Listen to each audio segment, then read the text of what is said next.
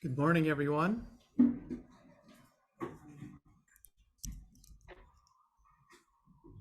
So welcome everybody to the San Diego Monastery. Can you hear me? Perfect.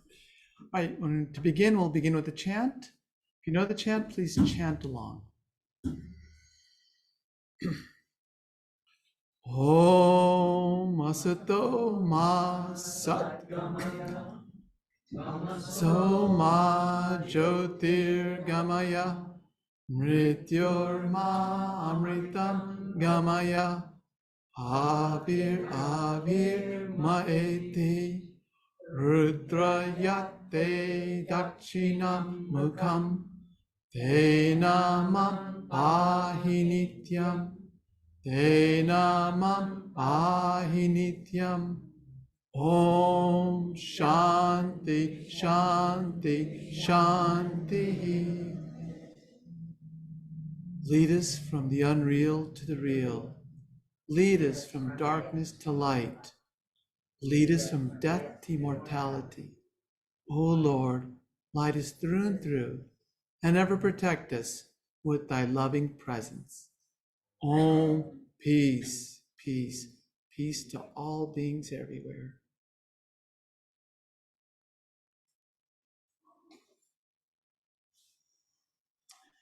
Welcome today. Today, I think we're all going to be in for delight. We're going to be taking a pilgrimage. Has anybody ever gone on a pilgrimage to India specifically?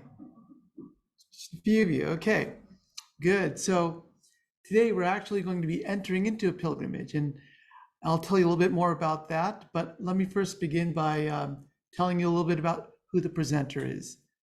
So today we have Swami Chidekananda. I'm going to give you a little background. He's been in India for the last almost 10 years. And so he's come back. He's actually an American-born Indian. He went to law school. He was a assistant district attorney in San Francisco. You know who his boss was? Kamala Harris. So he went from prosecuting people, bad guys. We shouldn't call them bad guys. Prosecuting people to becoming a monk.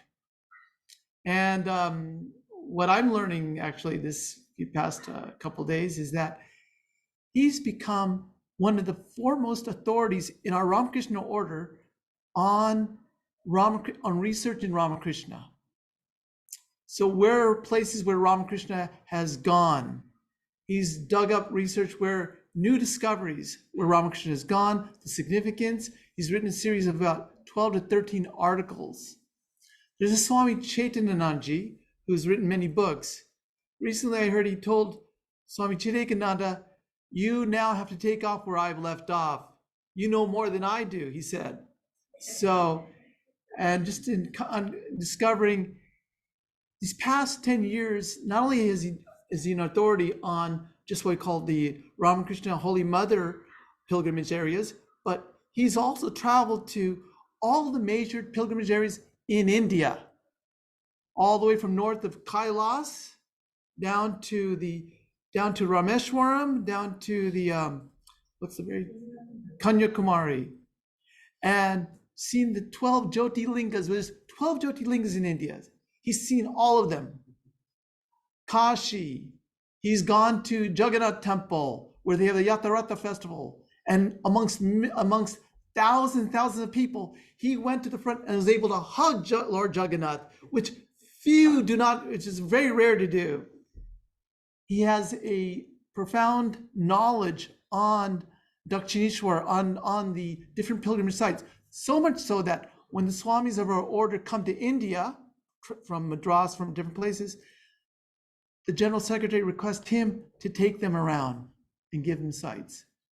So he's really been, these past 10 years, I had no idea he was really doing all this, and has grown in the depth of knowledge of not only what we'd say of going to these pilgrimage sites, but also to get something from them, having some what we call darshan. Darshan is a two-way called seeing, having experience. And he's telling me about pilgrimage is another way of a spiritual practice. Yesterday he was talking about how it's such a, oh, I'm the one who immediately. that's okay. Google's also wants to know about darshan as well. We have Google's. It's okay. Sorry, I was talking. I just tell one interesting thing. He was telling me yesterday how going on these pilgrimages, when you go to these sites of these holy shrines, it becomes an emotional cleansing. The emotions that we have built up during the weeks or months or years, they begin to, you begin to let go, release, and these have a way of absorbing these different emotions. So today we are going to hear all of this as much as we can. We hope to continue on after his talk by afterwards showing a little bit more about his old pilgrimage sites and having a little sit down with maybe some food as well. So I'd like to welcome Swami Chidekananda. He is the Prabhupada Bharta editor of the production editor of the Prabhupada Bharta English magazine for the past 10 years. So he's been there. Thank you.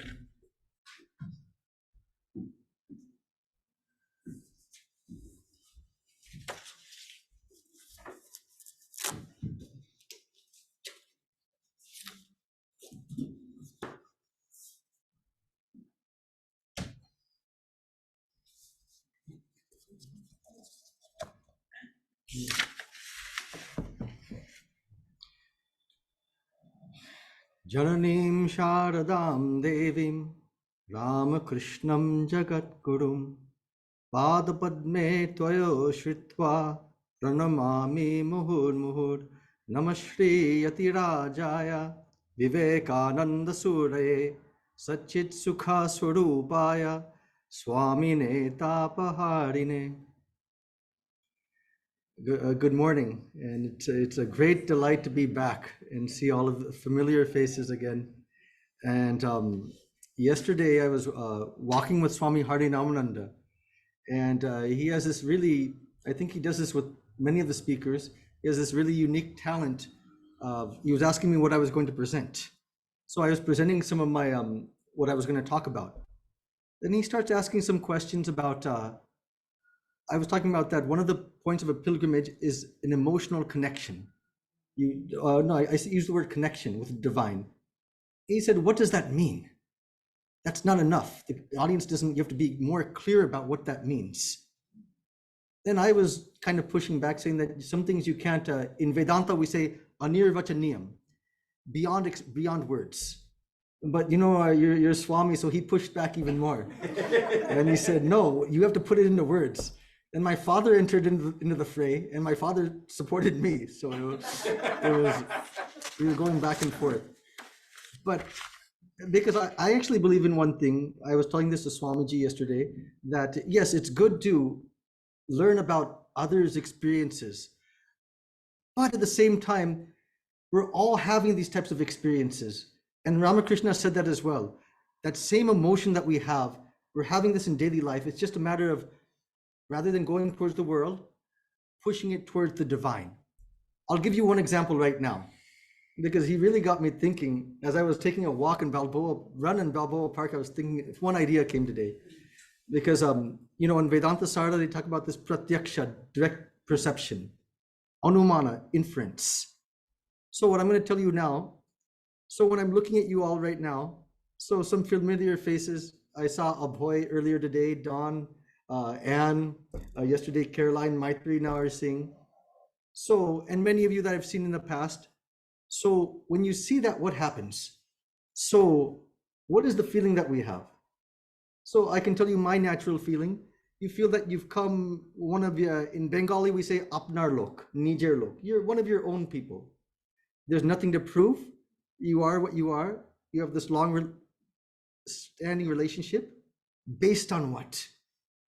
We all share the same mother and father, Sri Holy Mother and Sri Ramakrishna. And in addition to that, you feel some type of thing. So you feel that you've come to your own. So same thing, Swami, when I was thinking about it, it's that experience when we go to these different places, you know something about it. And when you go to Kashi, when you go to Puri, Jagannath, what is your first feeling? It's not some type of spiritual it's you've come to your own, you say Nijer Lok, Ghorer Lok, your own person, your own person in the family like that. Except it's that times a million because of that spiritual intensity of the place and the image there. So I wanted to first make that very clear. It's something that we can all have. Now, yes, the past 9 years, I've done much research on places visited by Ramakrishna in Kolkata. And we've discovered many new things. In fact, Swami Chidekananda had just come. And I told him, Maharaj, come, I'll show you some new places in Kolkata that you have not seen before. He said, what? Not only Swami Vivekananda, Scottish College Church, when he entered into there, the classroom where Professor Hasty, he was reading a poem on Wordsworth, and he mentioned, I think what was the poem? I think it was on spiritual trances. There, Swamiji then asked, he got inspired. He asked, has anyone seen God? And there, what did Professor Hasty say? Yes, there is somebody in Dakshineshwar who has seen. If you want to meet somebody who has had that experience, you go to Dakshineshwar. So that happened there. So our headquarters, we don't have a plaque there or anything. Another place I discovered recently, where Swami Brahmananda used to live with his stepmother, the place where he used to live, right near Swami Narendranath Datta's house. Then the gymnasium where Swamiji, where Narendranath Datta and Rakhal Ghosh, Swami Brahmananda, where they used to exercise together. So I want to make a list of these places. When I get back to Kolkata, I have an intention to make a list of these places. We want to, with Mother's grace, we want to make a book out of these articles. We've made maps of all the different places because each district has its own story to tell of Ramakrishna. So we made a district of Jhamarpukur, Bagbazar, Shambazar, Kashipur, Varanagod Mat. We're now making a map. Dakshineshwar. And you can say that I never believe in just doing what's already been done. We always want to add something new that has not been done before. You know, that's what we try to do. You know, Geraldo Rivera, remember, I think I can tell these jokes here. I give these weekly classes to IIT Kharagpur. So one of the difficulties is I sometimes want to tell jokes based on Seinfeld, but none of them really watched.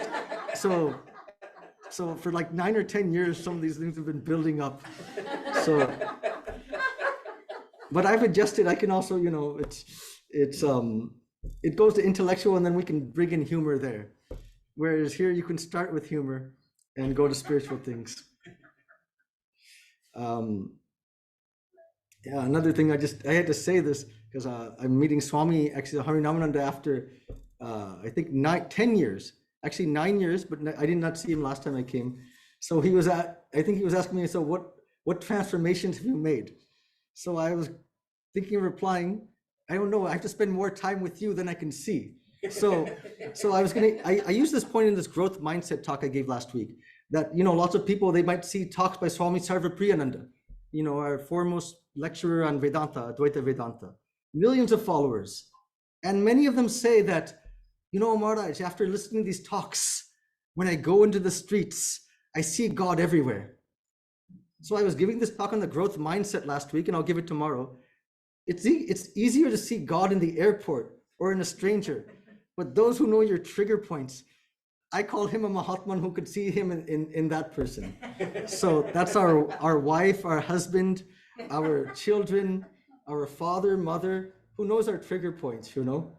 So again, if you go to Advaita Ashram, we live 12 monks together. If you ask them that, you know, then that's the real test for all of us. So in this talk today, what I'm going to do is, the title was actually Ramakrishna's Divine Play in Kolkata, but because this is a familiar audience and because is this shown on YouTube afterwards or no? Yeah. Okay, I thought it was not going to be shown on YouTube. Okay, that's fine. That's fine. So anyways, I'm going to share some personal things as well. So we're going to expand this talk, not only Ramakrishna's divine play in Kolkata, because many of you I know very well. So I want to share some of my experiences. Pilgrimage is not only spiritual transformation, it's also cultural transformation. It's also finding out about our roots. And that's an important thing, finding out who we are. So in the first part of this talk, I'm going to talk about that, how these places of pilgrimage helped me to understand my own roots. Second part of this talk, this is real briefly, because I've been taking lots of classes on Yoga Sutras. So I want to discuss, I can make the argument why places of pilgrimage are intensely more powerful than any of these, following the path of Advaita, listening to lectures, listening to whatever spiritual practice we do. I can make the argument that it's so much more powerful and transformational. Third part, I'm going to take us all, as Swami said, if there's time, Haridwar. I want to, because one of the points we're going to talk about, how do we get transformation from places of pilgrimage? So there's three elements. One element is the place we go to, Kashi, San Diego Vedanta Society, Haridwar, wherever it may be. It has a certain vibration. It's called Tanmatra in Sanskrit. So how to access that vibration? That's one part of it. Second part of it is what? Jnana, knowledge of the place. Holy Mother used to say this in the path of bhakti. How do you get close to God? What did she give that example of a small boy, right? And she sees this Brother Mother Sudana. She says the boy was scared to walk by himself to the school. So the mother told her young son, "Oh, you have an elder brother there, Brother Mother Sudana. Just call, who's another name for Krishna. Just call him and he'll come with you." This relationship, we also have to form a similar relationship when we go to a place of pilgrimage. Okay. So this is where knowledge about the place, knowledge about the spiritual association with Holy Mother, Swamiji, Sri Ramakrishna. This is where that becomes very powerful and transformational. And the third part of it is marinating with that. By doing that, you get this type of transformation when you go to these places of pilgrimage. So what I'm going to do today, there's this one great saint, Kalibar. He actually founded two important temples, Kali temples in Kolkata, which were very dear to Sri Ramakrishna, Holy Mother, and the other direct disciples. One is Siddheshwari temple in Bagh Bazaar. The second is Kali Ghat.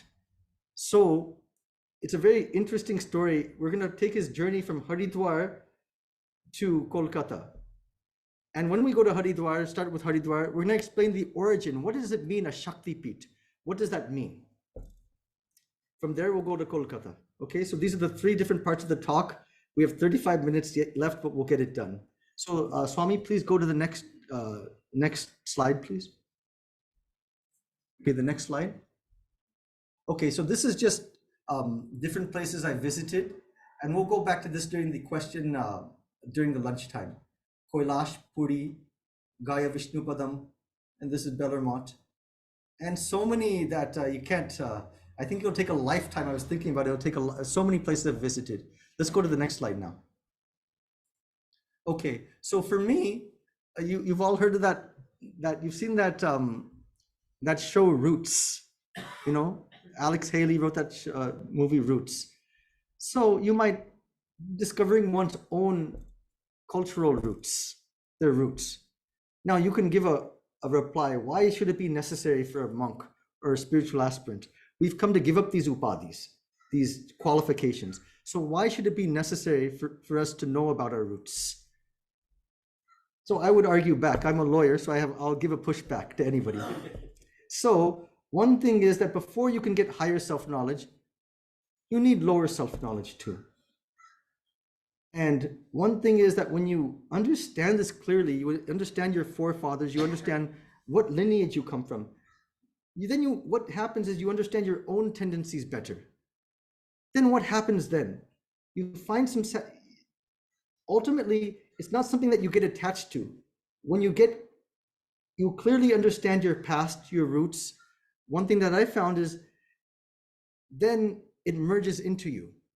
Because as one of our Swamis says, what Thakur Ramakrishna taught, not Brahma Satyam Jagat Mithya, Brahman is real, the world is unreal, but he made a compelling argument that Ramakrishna taught this philosophy, Brahma Satyam Jagat Satyam, Brahman is real and the world is real. And we merge everything, we put God into everything. So everything becomes a part of us. This is all God. So it's not something that we have to dismiss. So my father was born in right near Ramakrishna's village. It was called Irpur, and we've been going there since we were children, young 6 months old. So it's right near Jairambati and Kamarpukur. But he never really knew much about Ramakrishna until he came to America. So first he became established in his profession, and afterwards he became a devotee of Ramakrishna and Holy Mother. So when I used to go there, near his village, there's one temple. It's called Kappa Kali Temple. And the purpose of that temple is that if somebody goes mad, they take it, that mother is about 10 feet high, and she holds a sword and looks quite ferocious. And the purpose is if somebody's mad or kind of pagla, if you take them there, then they could get cured.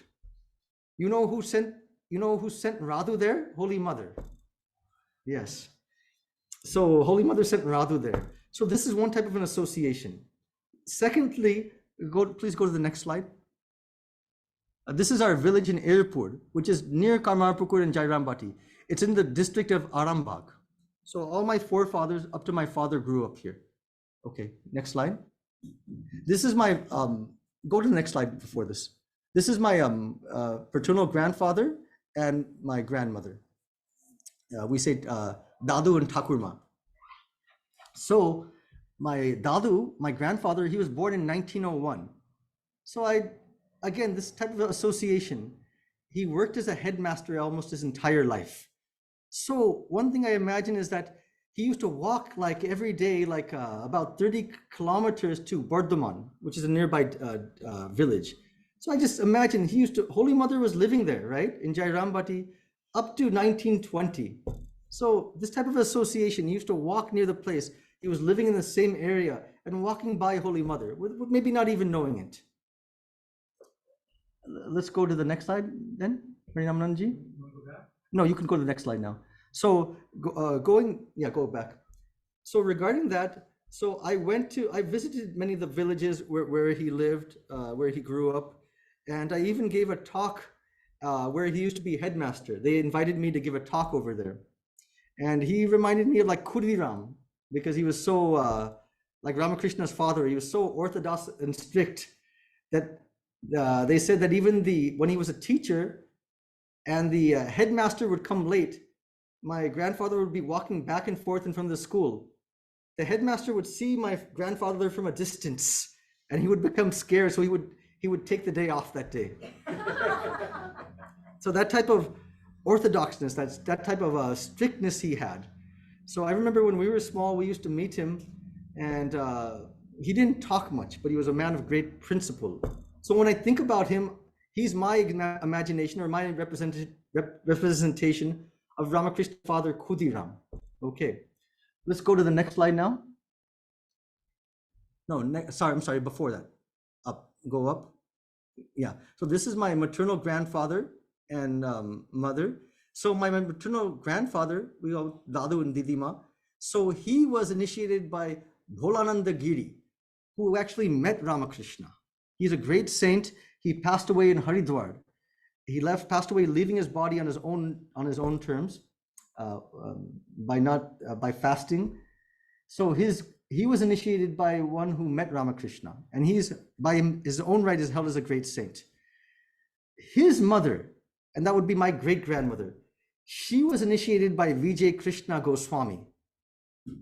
And what's the connection between Vijay Krishna Goswami and Ramakrishna? He was one of Ramakrishna's intimate disciples.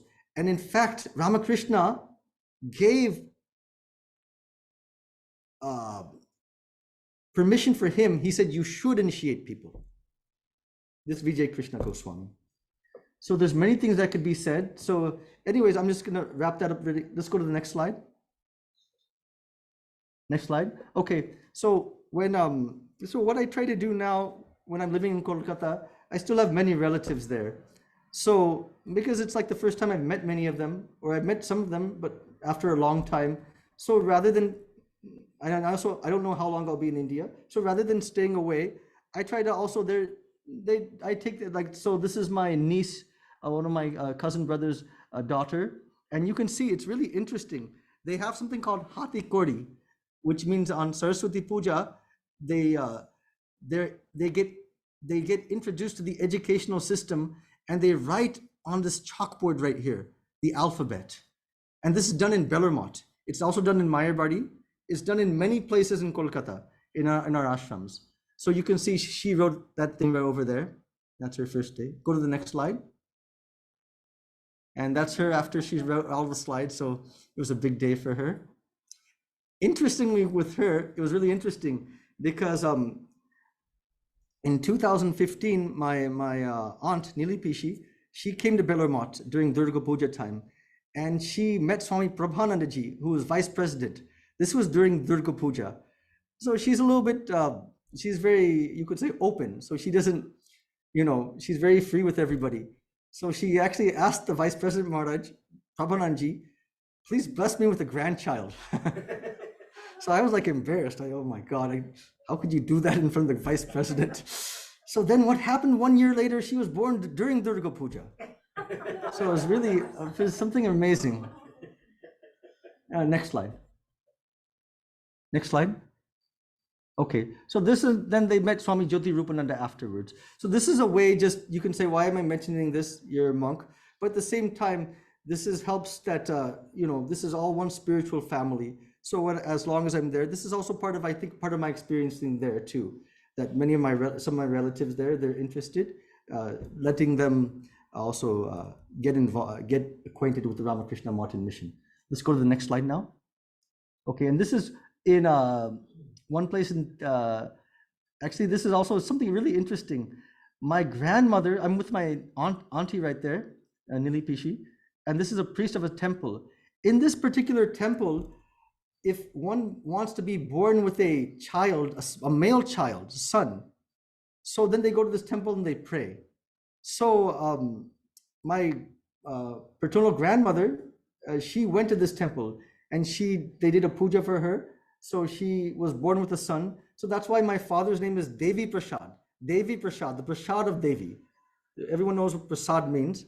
So the grace of Devi. So that's why he got that name. Let's go on to the next slide now. Okay, now my mom was born, even though she's Bengali, she was born in Mahakaleshwar, Ujjain. And there it's significant, there's this Jyoti Linga there. Not only Jyoti Linga, there's also one Shakti Peeth, which we'll talk about. We'll also talk about what a Jyoti Linga is. There's 12 different Jyoti Lingas in India. Next slide. And they do something special in this Jyoti Linga. They worship it with this bhashma, this ash. Next slide. Okay, so that's part one. Okay, I said 3 things I'm going to talk about. This is part 1 is officially done. Let's go to part 2 now. The importance of pilgrimage in our spiritual life. Next slide, please. Vrittayaha, panchatayaha, klishta, aklishtaha. So the Yoga Sutras, it talks about there's 2 different types of vrittis that we all have. And this klishta and aklishta. So some of you may remember about Rupananda, he gave a class on this. So this klishta vrittis means what? Klishta comes from kleshas.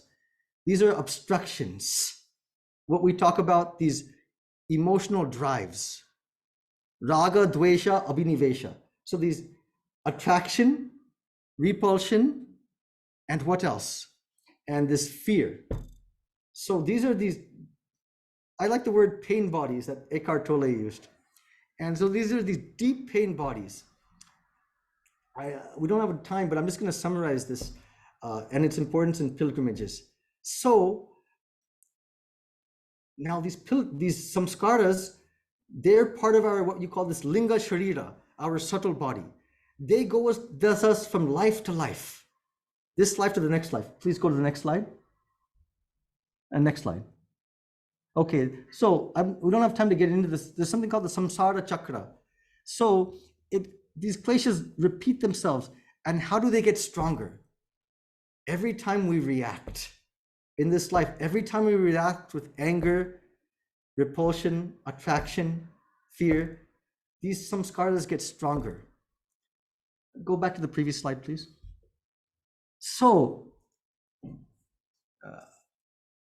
So one way they talk about, Yoga Sutras talks about, is cultivating these different attitudes of friendship, maitri, karuna, mercy, gladness, and indifference. That's one way they talk about to overcome these things. Let's keep going forward, please. Next slide. Next slide. Next slide. Okay. Now, this is really important. Vitarka badhane pratipaksha bhavanam.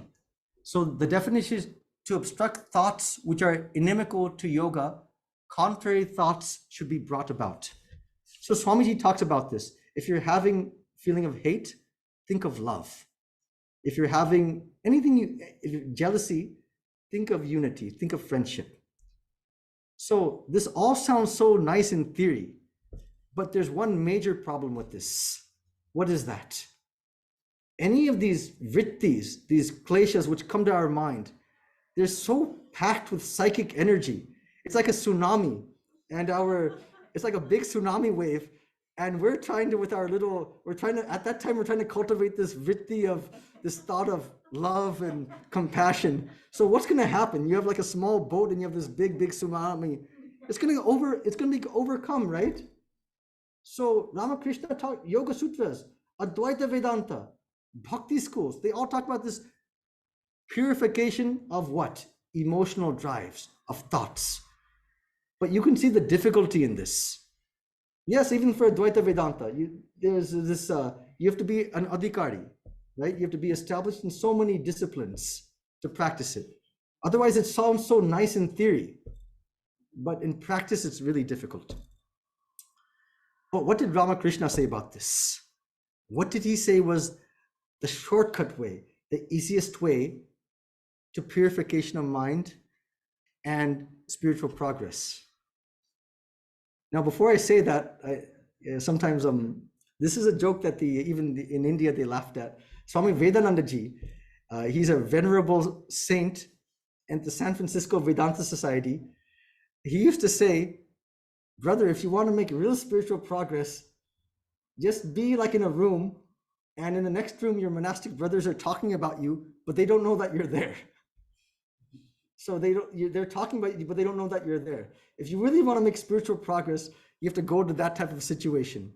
So where people are, normally when people are talking about this and we're not there, it might not be very flattering, right? So the idea is that it'll bring down our ego. We thought we were like this, it'll bring down our ego. But what Ramakrishna says is, what's the quickest way to spiritual progress? Tears. Tears from the heart. For whom? God, right? For God. Next slide, please. Okay, go next slide. Okay, I mentioned that. Go next slide. So I'm trying to see it like all of you. Actually, I didn't turn the next slide. That's okay. Next slide. Okay, so those previous slides, what I just showed you were just different places where Ramakrishna was mentioning that, all the different places where he talked about yearning, how yearning comes from, how tears bring about purification. Now, I'm going to give you 4, what we talk about in Advaita Vedanta, pratyaksha, actual experiences that I had, where I've seen people weep with tears through visiting places of pilgrimage.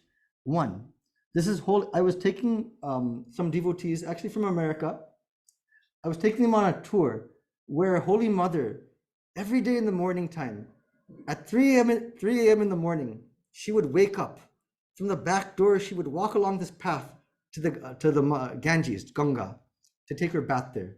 So we're walking on this path together. And as we're walking on this path, that exact same narrow lane which Holy Mother used to take, one devotee there, she just starts weeping.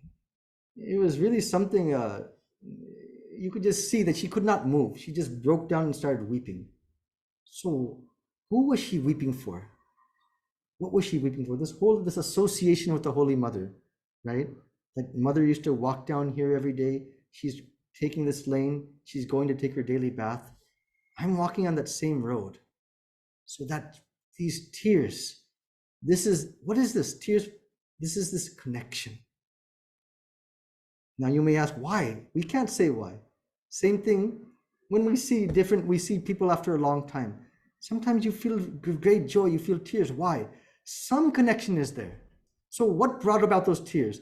Not only that we're walking on here, but the knowledge, right? The knowledge that Holy Mother walked on that spiritual knowledge, that transforms Amarnath. They have this ice linga, this ice that becomes a linga. That knowledge transforms that piece of ice into Lord Shiva. That knowledge in Kailash transforms that just a regular mountain to Lord Shiva himself. Next slide, please. Is that on your journey from Udbodhan? Yes, from Udbodhan, yes. Now, this is in Anpur. And here a devotee, I'll mention her name now, she's in Portland. Her name is Tan Hai, Vietnamese devotee. And so what happened was she went in, I think, 1998, Swami Shantarupananda, 2004, I think. And I was also there too. I was a brahmachari in Belur, so I went with them to Anpur. When she went to Anpur and she found out that this was the room where Holy Mother used to live in Anpur, she started to weep. So tears. And not tears, it's almost something uncontrollable that you can't move. It's like not, tears just flow from the eyes. This is coming from the heart. She has to sit down, I'll never forget these things that I saw. You say, what's the proof of these things? At least for me, I'll never forget these experiences. Next one. Same thing in Bangalore. This is the rock where Holy Mother used to stay there for many years. Now I remember coming there one time, and I saw a lady devotee.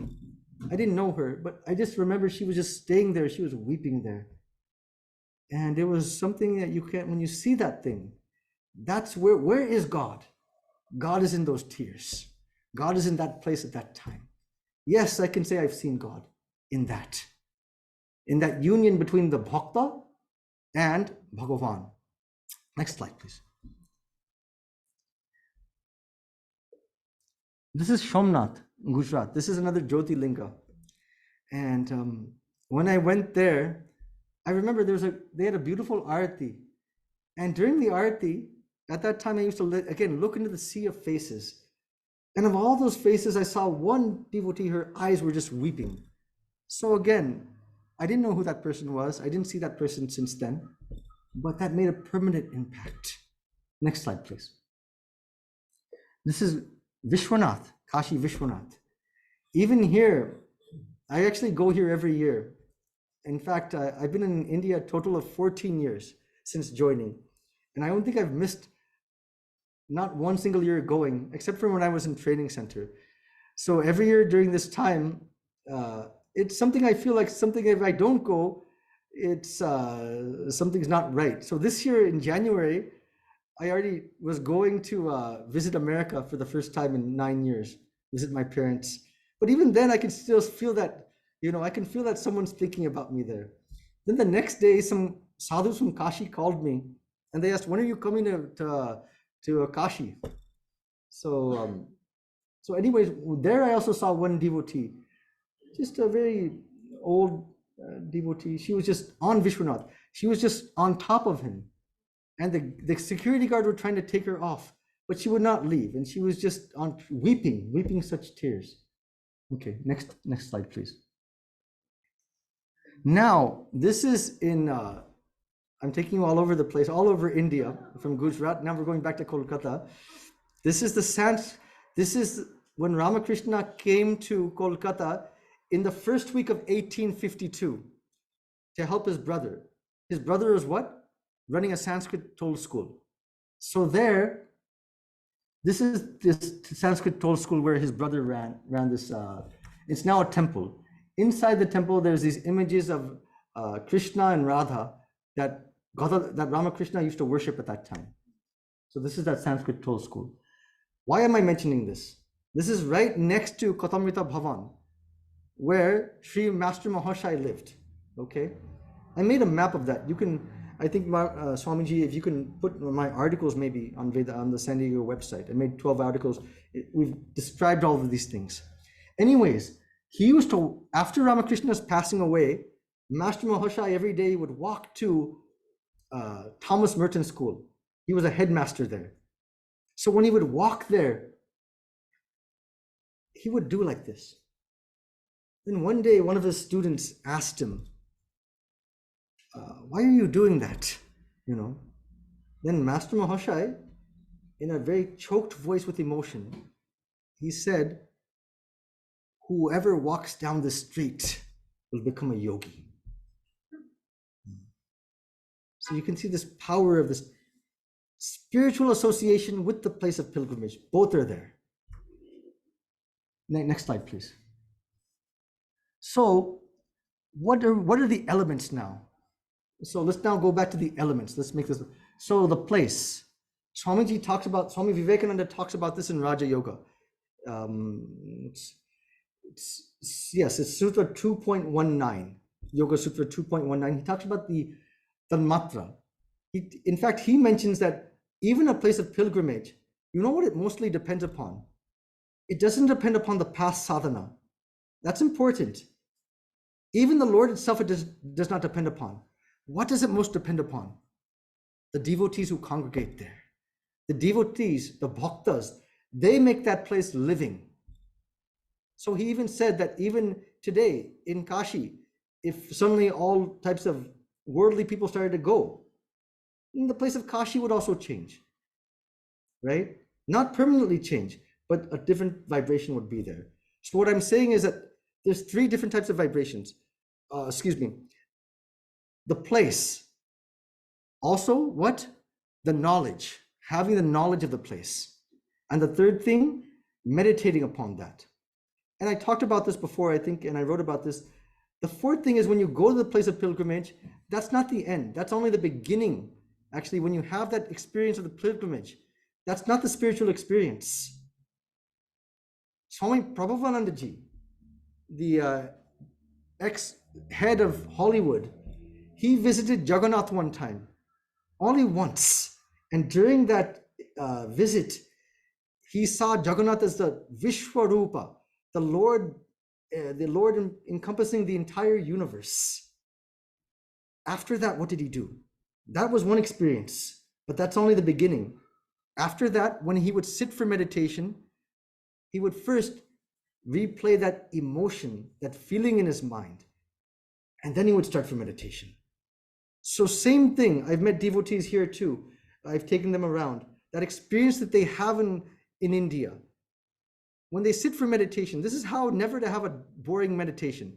Meditation is something dynamic. If we bring these things in the first place, this emotion, from that emotion, concentration comes. Why? It's not coming from here. It's not coming from the head. It's coming from where? The heart. In Sanskrit, we say the antaryami. Next slide, please. Okay, now we're going to go to Haridwar. Okay, I said. Don't worry about time. Okay, so I'm taking you now to Haridwar, and in that we're going to talk about the origin of the Shakti Peeth. But I'm also going to throw an extra in here.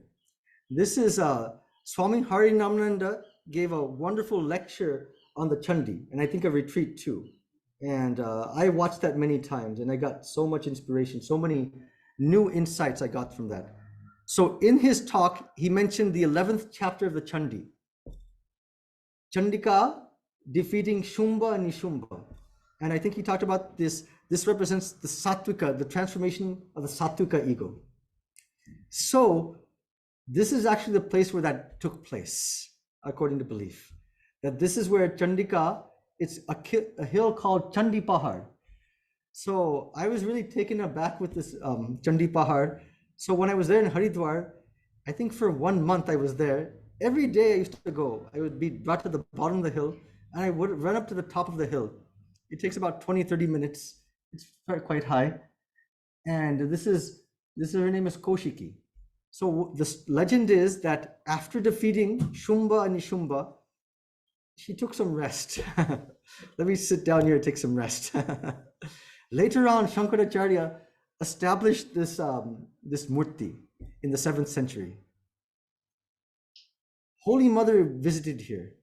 When she visited here, she clearly saw that this Koshiki is very living. She says she's, in Sanskrit we say Jagrata, awakened. The deity is awakened.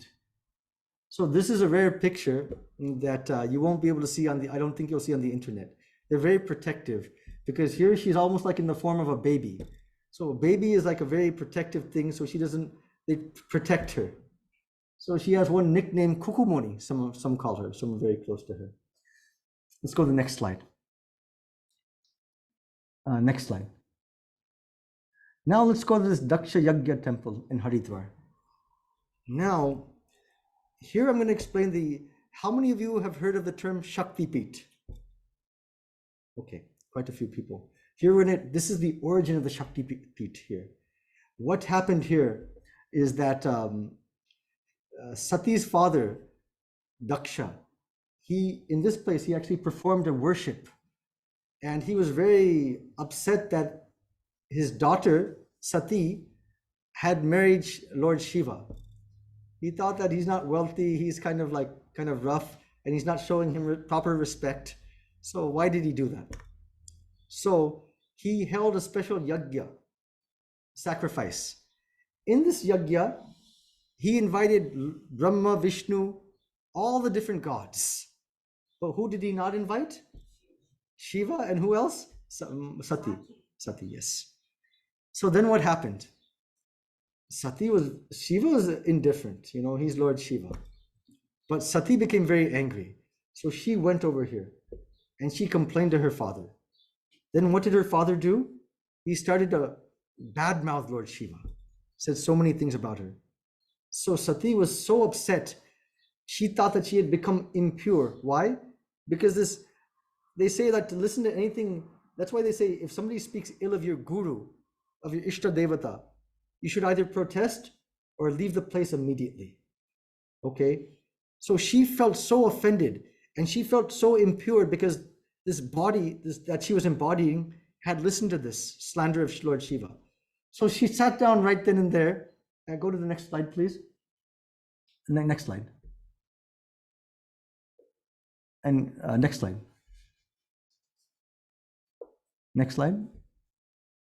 Okay, she sat, this is the place they say she sat, and she immolated her body here in this exact spot. Then she set herself on fire here. So then after that, Lord Shiva was informed. So he became enraged. So he sent his Virabhadra, his main lieutenant, to go there and fight with Daksha. So there he went to Daksha, he cut off Daksha's head, Sati's father's head. Then afterwards, I think Sati's mother was a great devotee of Lord Shiva. So she prayed to Lord Shiva to forgive him. So she said, okay. So they were to get another head. So they got the head of a donkey. They put it on her father and Daksha. So you see Daksha, you can go to the previous slide again. Previous slide. So previous slide. Okay. Anyways, so normally he's represented with a donkey's head. So anyways, afterwards, you could see there Lord Shiva, he's holding Sati. So he goes into the sky, he's holding Sati, and he's just very despondent because Sati had passed away. So he's not accepting the fact that she had left her body. So then the gods huddle together what to do because Lord Shiva, he needs to come back to consciousness. So they plan a plan. Lord Vishnu takes his chakra, he throws it. at the body of Lord Sati, it breaks itself off into 51 different pieces. Her body. Those 51 pieces, different pieces, landed in 51 different places of India, including now Pakistan and Bangladesh. Of those, why do you say that, why is there so much worship in West Bengal? Because 17 of those Shakti Pits are in West Bengal alone, including Bangladesh. 17. Sorry, Pakistan. No, Pakistan is different, but I'm saying 17 of the 51, nearly probably 1/3 of the Shakti Pits are in West Bengal. So now this takes us to the next part of our story. There was one great sage, Kalibar. He was doing tapasya in the Himalayas.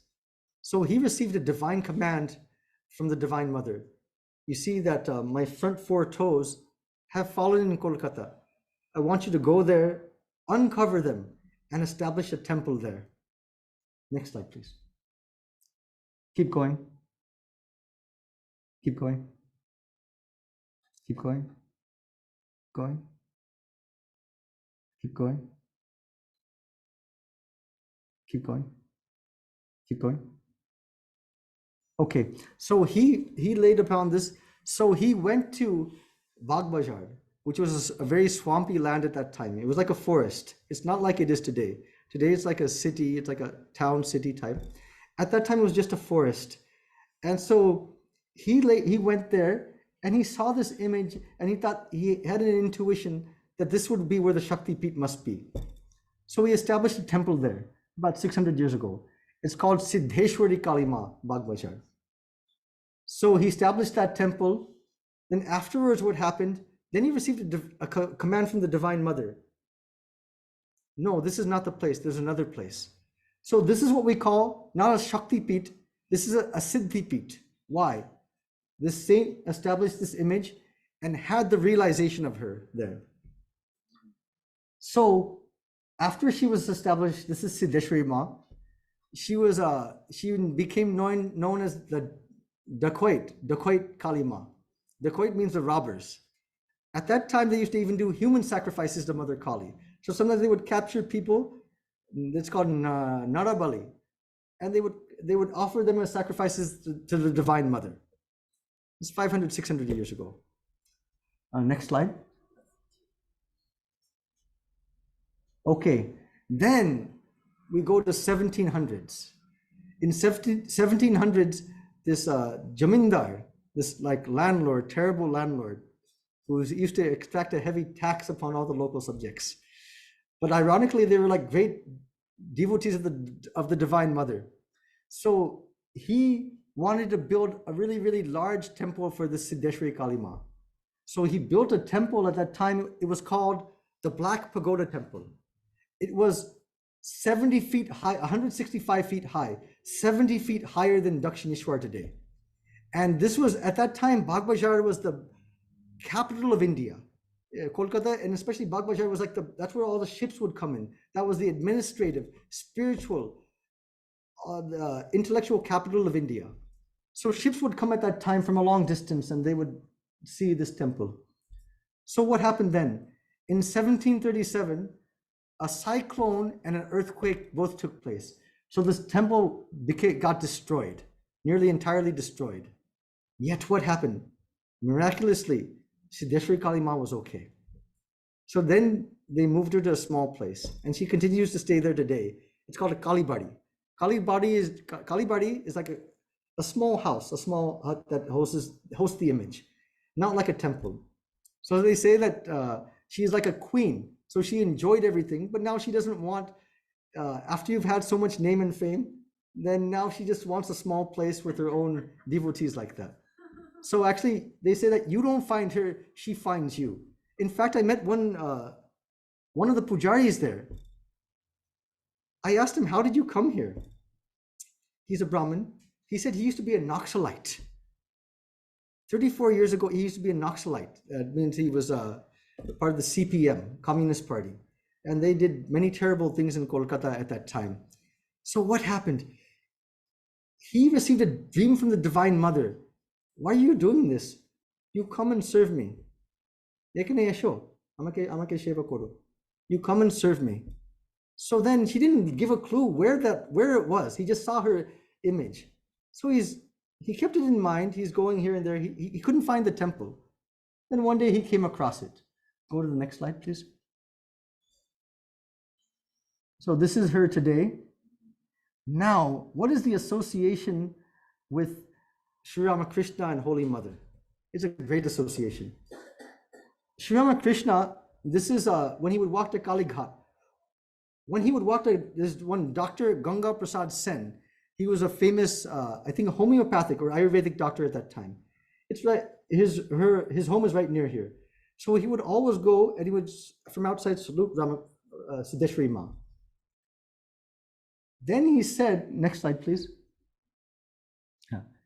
Tini siddhi dhatri, je tar kache antrik bhabe prarthana korbe she pabe. So whatever you pray for from the bottom of your heart, that you will get. These are Sri Ramakrishna's own words. Next slide, please. Holy Mother, when she lived in Bagbajar, she had a great respect for this Siddheshwari Ma. She used to go and visit her every day. Near the end of her life, when she could not, she became quite sick, so she could not visit her every day. So what she used to have done, this Charanamrita, the Divine Mother's, the holy water there, they used to take that and give it to Holy Mother at Bagbajar. Then Holy Mother told one of the brahmacharis, mix that Charanamrita, that holy water, with Sri Ramakrishna's Charanamrita. Mix it together. The brahmachari objected. He thought Sri Ramakrishna was something much greater. He said, no, why should we? Let's just keep them separate. No, she said, Mishiye koro. Mix them together. So, near the end of her life, when she became really ill, Swami Chidekananda, he used to employ like 10 pandits at this temple to chant the Chandi every day so that Holy Mother would get better.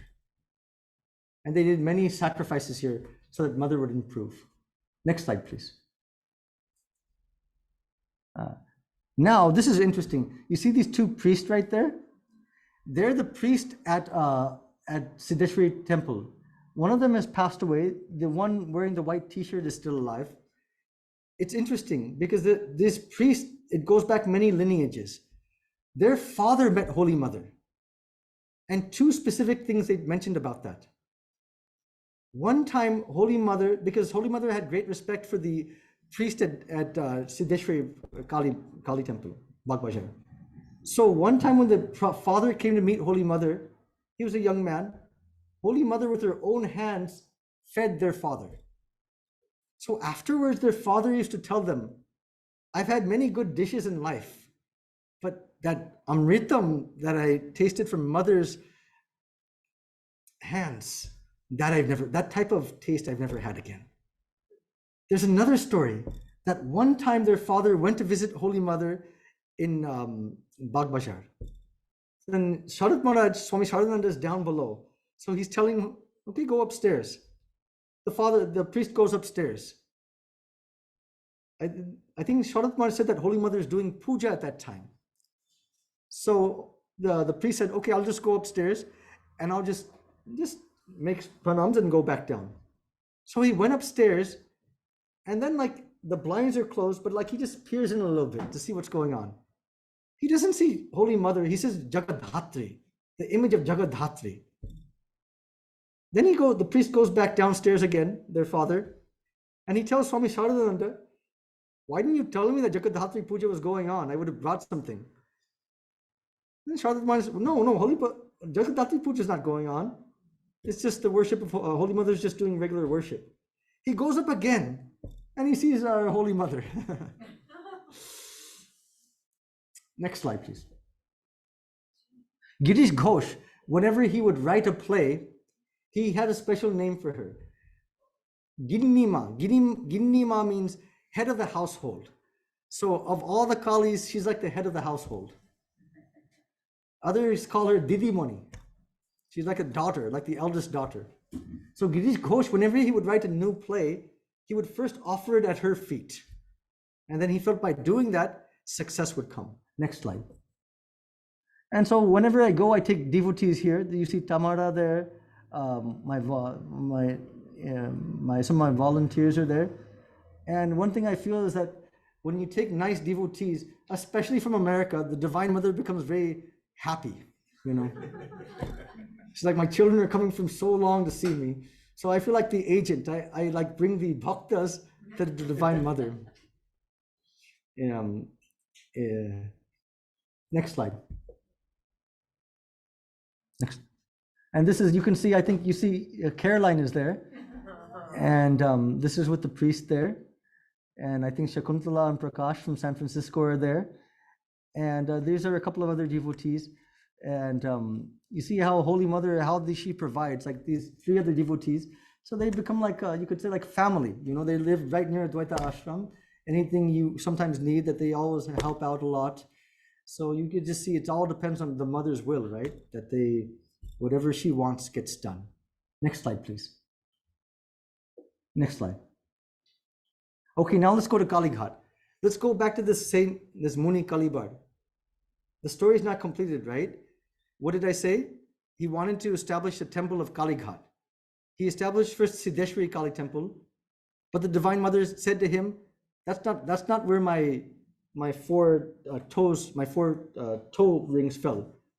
So then he found it here, Kali Ghat. Next slide, please. This is the Divine Mother Kali.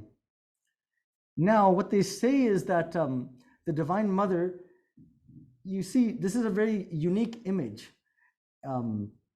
It's not a regular murti like we normally see.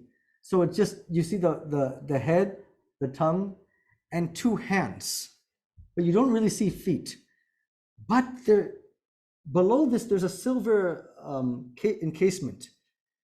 There, you can say that's where they say that Mother's Shakti is kept there. These 4 toes that fell there, they're kept underneath there.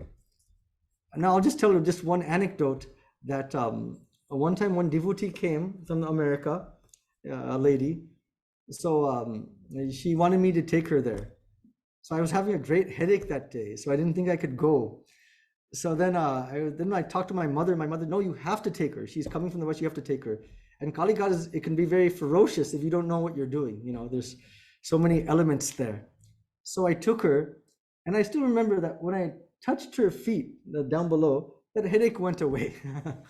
So there's some real Shakti there, you know. That's not everyone is not, it's anything special for me. Many people feel that. So this is Kali Ghat, which is one of the famous temples of Kolkata. Next slide, please. Next slide. Okay, now next to that, there's this Shashti Tala, and this is a rectangular place. They said that this is only women worship here. And they said that her 3 assistants, Shashti, Shitala, and Mangala Chandi, so they stay here. And so some worship goes on underneath this tree, and it's done by women. Next slide, please. This is the lake, Kundu Pukud. So this is located adjacent to Kali Ghat. This is where they said that the sage, he uncovered the toes of Kali Ghat here, the Shakti Pit in this lake here. Next slide. This is Nakuleshwar. We're going to end with this. Nakuleshwar, they say that wherever you have a Shakti Pit, what will also be there? Bhairav, right? Shiva will also be there. Any temple of the Divine Mother, Shiva will also be there. So this is the Bhairav of Mother Kali, Nakuleshwar Shiva temple. Now, what's interesting here is that it's an association with Holy Mother, is that on one occasion, a Holy Mother went here and she was about to enter inside Nakuleshwar Shiva temple when an actress stood in front of her, an aged actress stood in front of her and would not let her come inside the temple. She sang a song to Holy Mother. It was what you call this, a song that they sing before Durga Puja. That, oh Mother Haimati, where have you gone? You know, your husband was castigated before, now he's being worshipped as the Lord of the universe. How much you suffered before, and now where you are. He sang this song it was a Bengali song. He sang it to the Holy Mother. When Mother heard that song, she could not even enter inside the temple. She just sat outside, and her mind went to another world. So I've completed part 3 of this. So we're going to conclude with Kali Ghat. I think we're 12 minutes over. Okay. So I think that's it. I think so. So go to the next slide. Let's see what's there.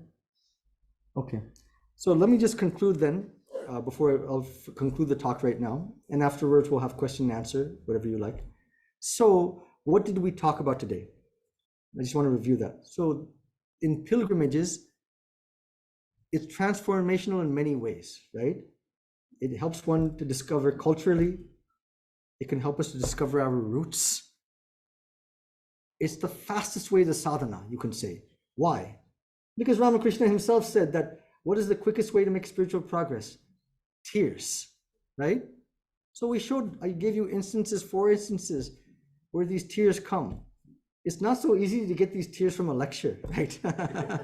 How many lectures you hear on Advaita Vedanta or Vijnana Vedanta, whatever it may be, Vishishta Dvaita. It's not so easy to get those tears from them.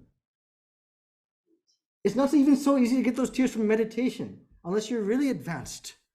I'm just quoting Ramakrishna, what Ramakrishna said. Tears purify the heart.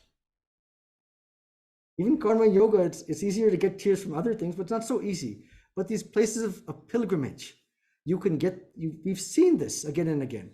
It brings not from the heart. We start with the head and it goes straight to the heart. And what is that feeling of the heart? It's something that we say in Bengali, apnar lok, nijar lok. You've come to your own person. Just like we were meeting each other today after a long time. So we feel a great happiness. Same thing when you go to a place of pilgrimage. You feel like something that this is your own relative. You are who you are. You're accepted unconditionally. And at the same time, this relative or this father or mother, they have great power. So you feel this sense of self-assuredness. I'm okay. How do we get those tears then? So one thing is going to the place of pilgrimage. And sometimes not even necessary. Sometimes Sri Ramakrishna, he even just, when the mind is really pure, he would even just hear the word ka, which means akasha. It's short for akasha, sky. And his mind would go into samadhi. So practice of association. How do we bring that spiritual association out? The place of pilgrimage, knowledge. We read about the place. When we visit the place, it's something that becomes, we know that place better than the tour guide. And we're meditating upon that ahead of time.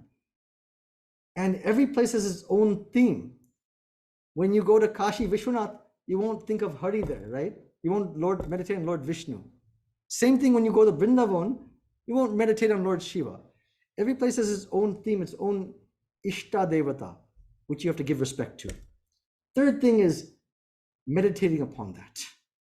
You go to that place of pilgrimage. Even this is a pilgrimage, a virtual pilgrimage, right? Even this today, afterwards, if we keep repeating it, Ramakrishna, his own words, he says, chewing the curd, right? The cud, yeah, the cud. So like the cow, you see the cow, you see that in India, the cow just keeps chewing. What it's chewing, I don't know, but it keeps chewing. So same thing, why I mentioned Swami Prabhupada. Every time he sat for meditation, bringing that emotional experience, and then from there meditating. Okay, this is this last stage I called it, pre-pilgrimage, pilgrimage, and post-pilgrimage mindset. So if we do this again and again, this becomes, the more we do it, going back to the Yoga Sutras, I think I mentioned that Vrittayaha, Panchatayaha, Klishta, Aklishtaha. So there's Klishta and Aklishta Vrittis. By doing this, what we're strengthening those Aklishta Vrittis, those spiritual samskaras. Okay, I think with that, I'm going to conclude now. So thank you so much for all listening very patiently. And it was a great joy for me also to thank you for allowing me to visit these places again. You know, in India, whenever I meet somebody, many sadhus come to Advaita Ashram. if they come from Karnataka, I tell them all my experiences, every place I visited in Karnataka. Same thing if they come from Gujarat, Maharashtra. So each of these places, I visited so many places. So again, you just take this, every time you do that, what happens? This spiritual vritti becomes stronger and stronger. Thank you. We can have a little bit of 5 minutes to shoot questions, right? Okay. Similar. Anybody? Yeah, I want to ask. Sure.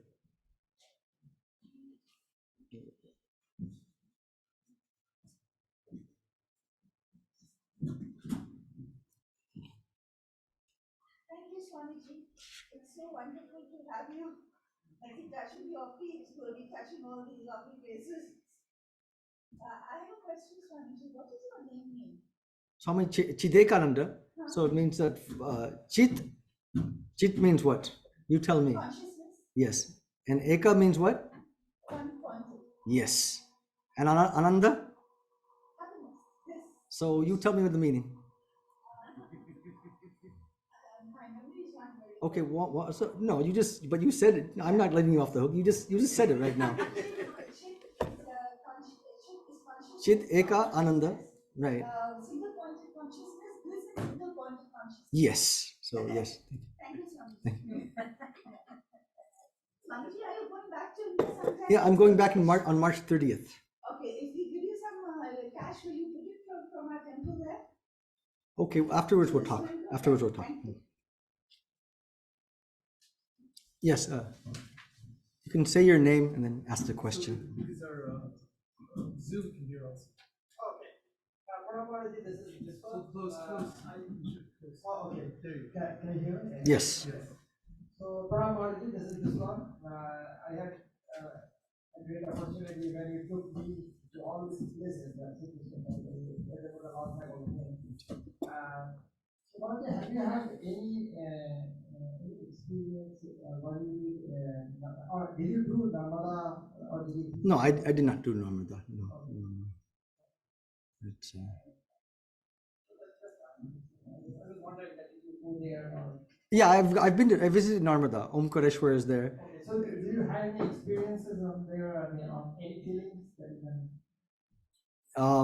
I think For the Swamis who have gone. I think I'd prefer to talk about I think other Swamis that one thing I'll say about Narmada.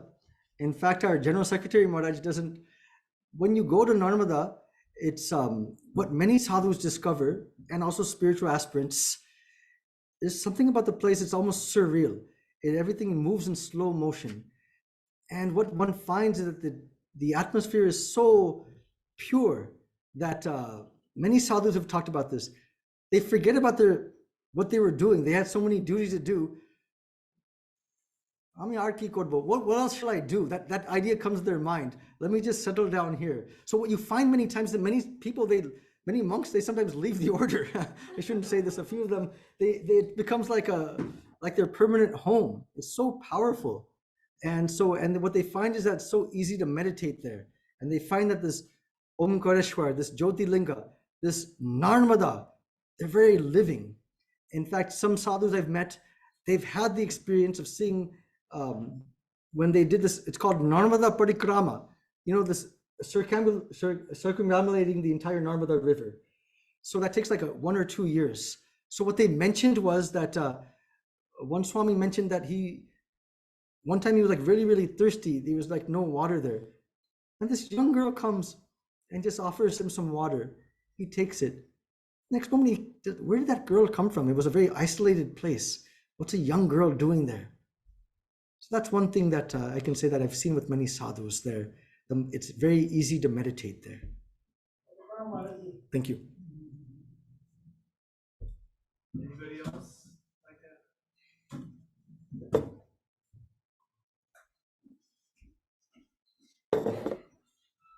Maharaj, do you have my name is Vai. Do you have like a top 2 or 3 discoveries in Kolkata around Thakur Lila? Yes, absolutely. Not I won't say I'll say uncoveries, not discoveries. Okay, uncoveries. Okay, because I would say that one is, yes, Raja Maharaj, where his relatives lived. He lived there from 1775 to 1887. 1875 to 1887, 12 years. And I met the relatives are still living there. It's like the last generation. And they even have this small tupi, this hat of Raja Maharaj in a plastic bag. When they speak about Raja Maharaj, they speak with such emotion. Like tears come from their eyes. It was really something amazing. Secondly, that he lived there for 12 years. Afterwards, they told me stories that I've not found. There's something that's written in a book. Ramakrishna used to say in the Kautamrita, the gospel, unless it's put in writing, it cannot be accepted as fact, right? But some of these things I've never read in a book. That they said that every year after Raja Maharaj took sannyasa, every year on Kali Puja day, he would come to their house. He would not enter inside. They said a monk should not enter inside his relative's house inside. But from outside he would come and he would make this Shashtanga pranams, flying flat to his stepmother. So even he had such regard for her. So every day from outside he would make Shashtanga pranams for her and then return. Next to that, there's this Hindu trade school. You read these things, and if you read the book God Lived With Them, actually I give a lot of credit to Swami Chidekananda. We've just taken things that he's already put and we're just elaborating upon it even further, right? So there's this Hindu trade school where Raja Maharaj was there for like 4 or 5 years. That trade school is still like in its original condition. Another thing I found was the Swamiji. I mentioned that classroom in Scottish College Church, where Swamiji had that experience where Professor Hasty inspired Swamiji, right? He inspired him with that, he read Wordsworth's poem, I think stanzas on trances, something like that, I don't remember. And then Narendranath Datta asked Professor Hasty, where do I meet a person like that? What did he say? Go to Dakshineshwar. So that moment, I call it one moment in time, right? That one moment in time that took place, I think that's classroom 45, I think. You enter it just to the right. So that's a new thing. Next to that is this gymnasium where Raja Maharaj Swamiji used to wrestle together. These are like new discoveries or uncoverings. I won't say discoveries, they're there, but uncoverings. Same thing if you go down to Dakshineshwar, the place where Bhairavi Brahmani used to stay, this Mandal Ghat. It's just a few kilometers down from Dakshineshwar. Every day she used to come from there and come to Dakshineshwar and be with Ramakrishna. So there's infinite, I can go on and on, it can go on for days and days and days, and each place has its own narrative, its own lila. You understand what I'm saying? Another thing I'll say is that in one of the articles I mentioned this, 12 of the 16 direct disciples, monastic disciples of Ramakrishna, lived in or near Bagh Bazaar. So that was one connection I made. Why? Ramakrishna, between the years of 1881 and 1886, he visited Balaram Bose's house more than 100 times. Why? So it goes back even further. This Kuti Bari in Dakshineshwar, one day he stood on the roof and he was looking from Dakshineshwar, he was looking actually in the direction straight north towards Bagh Bazaar. And he said to me, Kotai Ashish, where are you? I've been waiting for you. Come, please come. So why did he visit Balaram Mandir, Balaram Bose's house more than 100 times? We have this all documented. From 1881 to 1886, the final chapter of his life. Why? To meet the youngsters, we looked at their ages. They were all born between the years of 1861 and 1868, except for Swami Advaitananda, who was older than Ramakrishna. So these teenagers are there. It's not possible for them to come to Dakshineshwar. Where were they? They were not working at that time. Where will they get the money? They have to take a boat there. Where will they get the time? Right? So Ramakrishna, that famous expression is there. If the mountain doesn't come to Moses, then Moses goes to the mountain, right? So Ramakrishna went there, and I made these maps. Not only the monastic direct disciples, you can see like Choto Naren, small Naren, younger Naren. So many of his young disciples, where they all stayed. They're all like in It's like a master plan. And they're all within that area. At that time, Northern Kolkata was the spiritual, administrative, intellectual, philosophical capital of India. Brahmo Samaj, so many, at that time they didn't have theater. Theater was less, but philosophical debates. Going and listening to debates on the 6 systems of philosophy. This is the environment that they grew up in. This is how Swami Abhedananda, Kali Maharaj, this is how he got inspired. So I've written many articles. I mean, you could go on and on. Like each place has its own stories, and there's no end to it actually. That's wonderful. So what I'd like to do is that we'll continue this on. Just one question: does anybody know? I was just thinking of Swami Chidekananda was mentioning one of the common things that happens in pilgrimage, at least the cleansing, was tears. Do you think why tears would occur when you go to a place like this?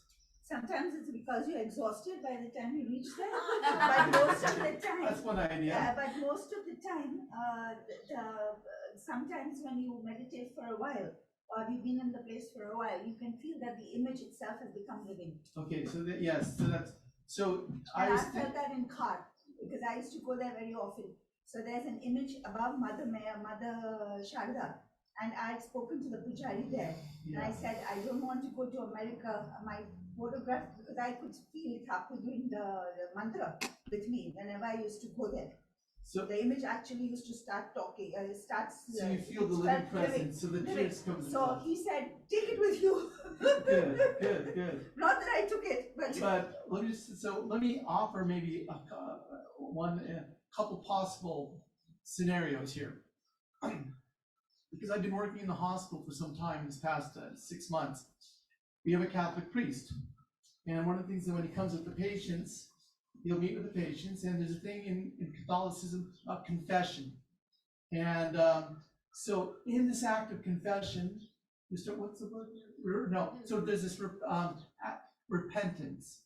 So things are coming up, and you see them starting to sort of like think about all the things that they've done, things that the sorrows, the hurts, the pains that they've caused to others. All this comes up in tears, right? And then the priest will try to cleanse them of that, just have a fresh start. And what I was thinking about was that could it be that when you go to a place of pilgrimage, you've been going, now you stop. It's a time for reflection. You sit in the deep presence of something that almost like looking in a pure mirror of your own self. But in that mirror, you start to, for the first time, you start to become aware of all the what we'd say, impurities or the things that hurts and pains that you may have caused to others. All this becomes welled up within you. So tears are an act of cleansing. And then the second part of the tears is that once you've been cleansed, once you've been opened yourself up and no longer carrying the weight and the burdens of all the emotional of this emotional pain body, then you start to see the beauty, as Srinivasa, the beauty of the presence of the divine in front of you. And that beauty is so effulgent, so grand, that you cannot contain it. So tears come up, they spontaneously spring out from you as a result of seeing that the grace, the livingness of the living deity. That's why in a pilgrimage, you'll notice one of the things that true pilgrimage includes austerity. Where's the austerity in this? The austerity, if you go to Kailas, it's about a 7, 8, 10-day journey to Kailas. And if you come to when I gave a talk on this, you start off in a 5-star hotel, and you end up with by the time you get there, there's this feeling of you have nothing. You go from bathrooms which have beautiful bathrooms to bathrooms which are formless. And as you travel, it's this hard journey. It's about 10 days of getting there.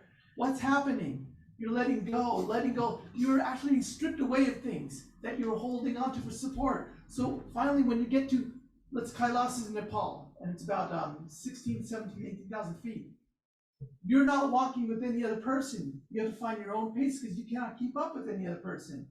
You're there by yourself, and there may be a hailstorm, there may be something, and at that time of crisis, you have nothing to support you. There's no internet, there's no parents, there's no partner. Then you fall to your knees, and in that moment, then you open up to the divine, because the divine is all that's there. And when you sing about pilgrimages, one of the common things about pilgrimages is you go alone. There's this you go by yourself, being stripped away of everything. And you're forced to do that. And when you have nothing else to depend on, then God comes in, and you see all these miracles that happen. Because of why? Because there's nothing else. The true heart calls for God at that moment, because you have no other choice. So that's what I was thinking. Maybe the tears are coming from these two, the cleansing part and then the beauty part. So we want to thank Swami Chidekananda